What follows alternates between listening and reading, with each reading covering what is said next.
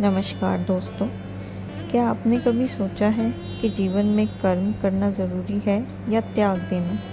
क्या सिर्फ ध्यान और भक्ति से जीवन के लक्ष्य पूरे हो जाते हैं? तो भगवान श्री कृष्ण ने अर्जुन से कहा था, कर्म किए बिना कोई भी मुक्ति नहीं पा सकता। आज हम जानेंगे भगवत गीता के तीसरे अध्याय कर्म योग का सार। वो ज्ञान जो न सिर्फ अर्जुन के लिए था बल्कि हर इंसान के लिए है। अर्जुन युद्ध से बचना चाहता है। वह सोचता है कि ज्ञान और ध्यान के मार्ग पर चलकर वह मोक्ष को पा सकता है। तब श्री कृष्ण उसे समझाते हैं कि कर्म किए बिना सिर्फ सोचना या ज्ञान से जीवन का उद्देश्य पूरा नहीं होता। श्री कृष्ण अर्जुन को यह समझाते हैं कि जीवन में निष्काम भाव यानी फल की चिंता किए बिना कर्म करना क्यों ज़रूरी है। भगवान श्री कृष्ण अर्जुन को कहते हैं कि ये संसार कर्म के आधार पर चलता है। कोई भी मनुष्य कर्म किए बिना एक क्षण भी नहीं रह सकता। इसीलिए कर्म से भागना नहीं, उसे सही तरीके से करना चाहिए। जो कार्य बिना लालच, स्वार्थ या फल की चिंता के किया जाए उसे निष्काम कर्म कहते हैं।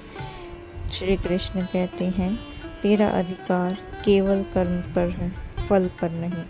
श्री कृष्ण अर्जुन को बताते हैं कि खुद ज्ञानी और संत जन भी समाज के लिए कर्म करते हैं ताकि आम लोग उन्हें देखकर प्रेरणा लें।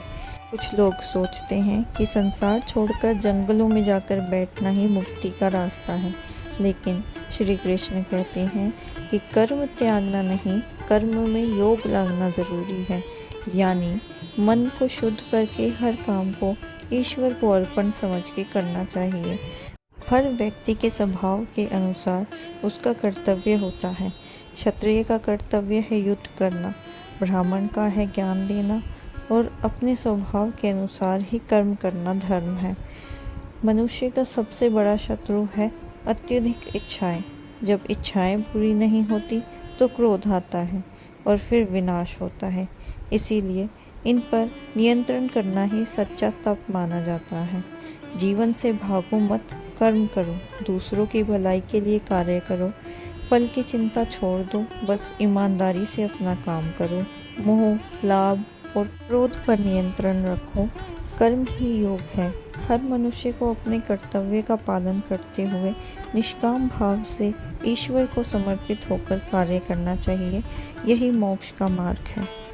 तो अर्जुन ने जाना, कर्म से भागना समाधान नहीं, बल्कि बिना फल की चिंता किए सही कर्म करना ही सच्चा योग है। जीवन में कर्म ही धर्म है और हर कर्म भगवान को समर्पित हो तो वही साधना बन जाता है। इसीलिए तुम भी कर्म करो, परंतु मोह में नहीं, समर्पण में, क्योंकि श्री कृष्ण कहते हैं, कर्म कर, फल की चिंता मत कर।